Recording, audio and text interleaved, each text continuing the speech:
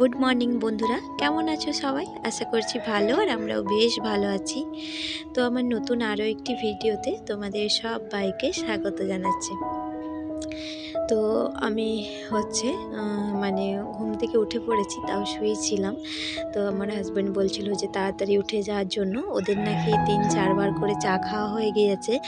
আমার মেয়েও অনেকক্ষণ উঠে পড়েছে, তাও আমি ঘুমোচ্ছি। তো সেই জন্যই আমার হাজব্যান্ড এরকম মজা করছিল, আর আমার ভাই ফোন নিয়ে ক্যামেরা করছিল। তো যাই হোক, আর এই যে আমার মাও এসছে উঠাতে। মা তো একেবারে মুড়ি মেখে রেডি করে নিয়ে চলে এসেছে, তো সেটাই আমার হাজব্যান্ড দেখাচ্ছিল। আর আমার ভাই ওদেরও এখনও মুড়ি খাওয়া হয়নি, তবে চা খাওয়া হয়ে গিয়েছে। তো সেজন্য মা বলছে মুড়িটা খেয়ে নিতে। তো চলো ব্রাশটা আগে করে নিই। চলো আমি ব্রাশটা করে আসি, তারপর তাড়াতাড়ি খেয়ে নিই, মা খেতে দিয়েছে যেহেতু। তো খাওয়ার দাওয়ার কমপ্লিট, আর মায়েরও পুজো হয়ে গিয়েছে, আর এখন এই যে ধূপ দেখাচ্ছে। তো আমি একটুখানি ভিডিও করছিলাম। আর আজকে এক জায়গা বেরোনোর প্ল্যান আছে, তো সবাই মিলে ভেবেছিলাম যাব, আমার মা, ভাই, আমি, আমার মেয়ে সবাই মিলে। কিন্তু মা বলছিল যাবে না, কারণ মায়ের ঠান্ডা লেগেছে। তো আমার মেয়েও কিন্তু অনেকক্ষণ আগেই উঠে গিয়েছে, ও সবার সাথে উঠেছে, আর আমিও একসাথেই উঠে যাই। তবুও যেহেতু কোনো কাজকর্ম নেই, তো সেই জন্য একটুখানি ঘুমিয়ে নিই। মা বলে ঘুমো, এত তাড়াতাড়ি উঠে কি করবি। তো সেই জন্য আমিও কিছুক্ষণ ঘুমোচ্ছিলাম। আর যেহেতু ঠান্ডার টাইম, তো ওই জন্য লেপের থেকে বেরোতে ইচ্ছে করে না। আর এই যে আমার মেয়ে, ও তো ওখানে সোয়েটার টুপি পরতেই চায় না, তো মা পরিয়ে দিয়েছে। আর এই যে আমরা আসবো বলে আমার ভাই এত পেয়ারা নিয়ে এসেছে। তো যেহেতু আমি পেয়ারা খেতে ভীষণ ভালোবাসি, সেই জন্য। তো আমাদের আজকে বিরিয়ানি হবে, তো সেই জন্য মা প্রথমে চালটা ধুয়ে বসিয়ে দিয়েছে।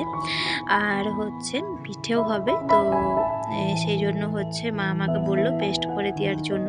তো আমি হচ্ছে পেস্ট করে নেব।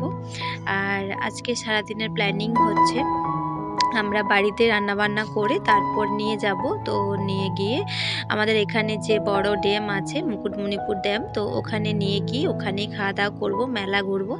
তো এর এই প্ল্যানিংটা অন্যরকমভাবে ছিল, যে মা, আমি, ভাই, আমার মেয়ে, আমার হাজব্যান্ড সবাই মিলে গিয়ে তারপর ওখানে রান্নাবান্না করব।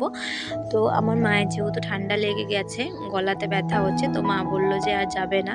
তো সেই জন্য আমরা যাব, তাহলে বাইকেই যাব। আর তাহলে ওখানে তো আমরা রান্না করতেও পারবো না, তো সেই জন্য মা বাড়িতেই হচ্ছে বানিয়ে দেবে। আর আমরা হচ্ছে ওখানে গিয়ে খাওয়া দাওয়া আর ঘোরাঘুরি করব। এরপরে আসছি আমার মেয়ের বক্তব্যে। তো আমার মেয়েকে তো নিয়েই যেতাম, আমার মেয়েও যাওয়ার জন্য রেডি, কিন্তু আমার মা তো মেয়েকে যেতে দেবে না, কারণ ওখানে গেলেই হচ্ছে ঠান্ডা লেগে যাবে। তো মা সেই জন্য আমার মেয়েকে নিয়ে যেতে দেবে না। আর আমিও আমার মেয়েকে অনেক ভুলিয়েছিলাম, তো যাওয়ার জন্য জেদ করেছিল। তো লাস্টে ওকে বলেছি তোমার স্কুলের মিসের সাথে দেখা করতে যাচ্ছি, তো সেই জন্যই ও আর আমাদের সাথে যাবে না। তো এই যে এখন আমি একটা ছোট্ট পায়রার বাচ্চাকে খাবার খাচ্ছি। আসলে জানি না কোথা থেকে উড়ে আমাদের বাড়িতে এসেছিল, আর যেহেতু ও অনেকটাই ছোট, তো সেই জন্য নিজে থেকে খেতেও পারে না। তো সেই জন্য মা বলল একটুখানি পায়রাটাকে খাইয়ে দেওয়ার জন্য। আর আমার মেয়ে আর এই যে আমার মেয়ের বন্ধু, ওরা দুজনে পায়রাটাকে দেখে ভীষণ চিল্লামিল্লি করছিল। তো আমার মেয়ে বলল যে মাম্মি দাও, তোমাকে ভিডিও বানিয়ে দিচ্ছি। আর অনেকক্ষণ ধরে বসে বসে ওরা পায়রাটার সাথে খেলছিল, দুষ্টুমি করেনি। তো আমি হচ্ছে ওকে খাইয়ে দিলাম, আর আমার মাও ওকে খাইয়ে দেয়। তো 2-3 দিন আগেই এসেছিল আমাদের বাড়িতে এই পায়রাটা নিজে নিজে। কসে কবুতর, কাঠে কবুতর, কুকু করতা, কুকুর কুকুর কাটতা, দানে চুগতা, দানে টুকতা, উড়তা ফিরতা, উড়তা ফিরতা। তো বন্ধুরা দেখো, চালটা কিন্তু হয়ে এসছে। আর এই যে আমার মেয়েরা এখানে কত কিছু রান্না বান্না করছে। তো এই খেলনা পাতি দেখলে না আমার ছোটোবেলার কথা ভীষণভাবে মনে পড়ে যায়। আর এই যে এখানে দেখো পেঁয়াজের বেরেস্তাটা রেডি হয়ে গিয়েছে। এরপরে হচ্ছে বিরিয়ানিটা বানাবো। তো এই যে কড়াইয়ে সমস্ত গোটা মশলা, তেজপাতা সব কিছু দিয়ে ভালো করে নাড়াচাড়া করে নিচ্ছি। আর এখানে দেখো বেরেস্তা তো রেডি দেখালামই, আর এখানে চালটাও কিন্তু রেডি হয়ে গিয়েছে। তো আমরা কিন্তু চালটা আগে বানিয়ে পুরোপুরি না, 80% বানিয়ে তারপরে হচ্ছে বিরিয়ানিটা দমে বসাই। তো তাহলে একদম ঠিকঠাক হয়ে যায়। আর এটা দিয়ে মানে চালটার সাথে রান্না করলে না মানে ঠিকভাবে হয় না, ভেঙে ভেঙে যায়। তো সেই জন্য লাস্টেই ওটাই অ্যাড করি।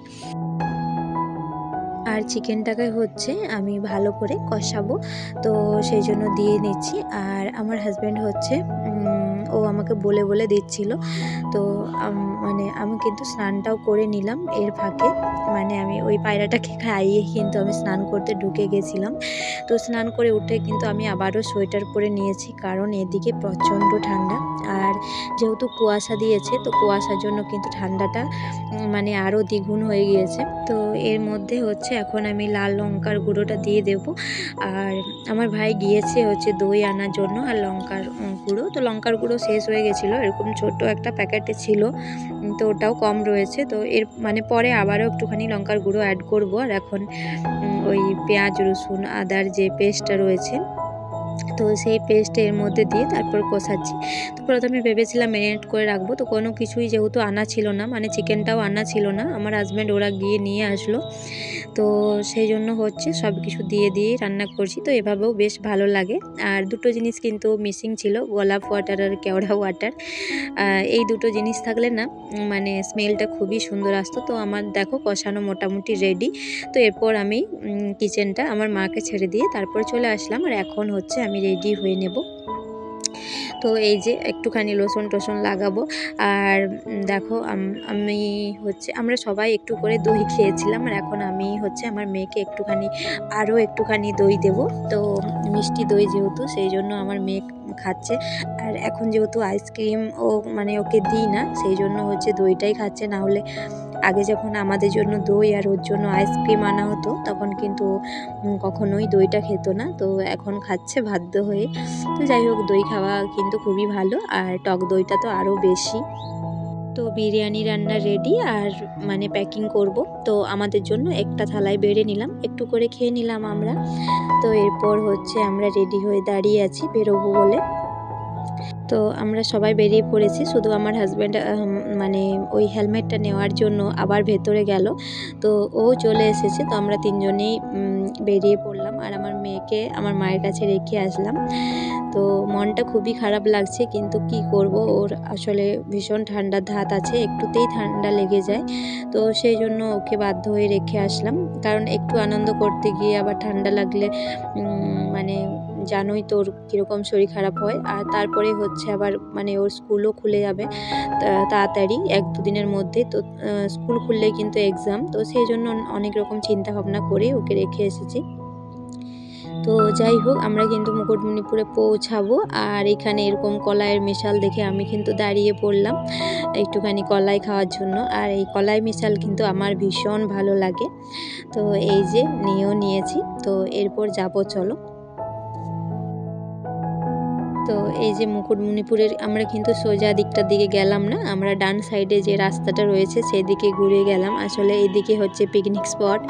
তো এদিকে হচ্ছে সবাই খাবার খেতে আসে। আর রোদটাও না এখন প্রচণ্ড দিয়েছে, মানে মাথাটা ধরে যাচ্ছিল, এত পরিমাণে রোদ। তো সেই জন্য হচ্ছে খাবার খাওয়ার জন্য একটা ঠিকঠাক জায়গা খুঁজছি, যাতে মানে জলও থাকে আর একটু গাছের ছায়াও থাকে। তো সেই জন্য খুঁজছিলাম। আর যেহেতু একটু করে খেয়ে বেরিয়েছি, তো সেই জন্য খিদেও পাইনি।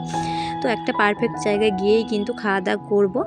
তো চলো বন্ধুরা, আজকের ভিডিওটি আর বেশি বড় করব না, এখানে এন্ড করব। তো বাকি যা যা করেছি সব কিছুই তোমরা দেখতে পাবে নেক্সট ভিডিওতে।